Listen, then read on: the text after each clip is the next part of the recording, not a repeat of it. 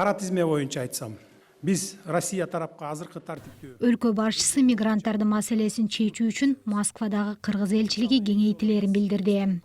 ЭЭП аймагында иштеген жарандардын пенсияга чыгуусу үчүн эмгек стажы быйылдан тарта эсепке алына баштаганын да айтты. 49 000 кыргызстандыктын кара тизмеден чыгаруу маселеси өкмөт аралык сүйлөшүү аркылуу чечилип жатат деди. Менин максатым элибиздин көйгөйлөрүн чечип, жумуш орундары менен камсыздап, татыктуу жашоону алып келүү.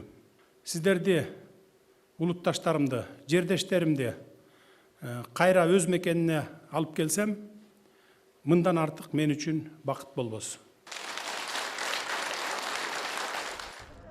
Пандемия башталганы Кыргызстанга 55 000ге жакын мигрант кайтып келди дешет расмийлер. Мекенине кайткандардын көбү кара тизме менен депортацияланган жарандар. Эми таксиде кылынган нарушениялар булар административный нарушение болуп эсептелет эмеспи? Анан ошо баягы эки нарушение кылса дагы, административный нарушение кылса дагы адамды депортация деп ойлоп, бирок мамлекеттен выдворять эткенге укугу бар деп коюшуптур да. Анан ошол моменттер дагы каралса аябай жакшы болмок.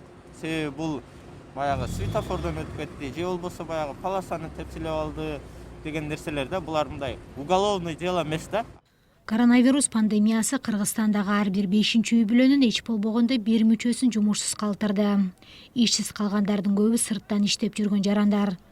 Бала чакасын же ата-энесин жалгыз багып келгендер.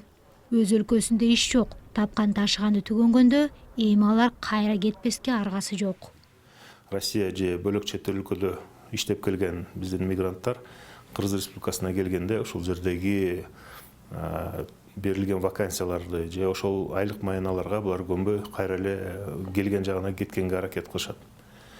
Азыркы күндө чартердик рейстер дагы чыгып атат, регулярдык рейстер дагы көбөйүп атат. Буюрса жумасына 6 рейс регулярдык рейстин негизинде кетип атат. Улуттук банктын билдирүүсүндө былтыр Орусиядагы мигранттардын эсебинен өлкөгө 2,3 миллиард доллар которулган.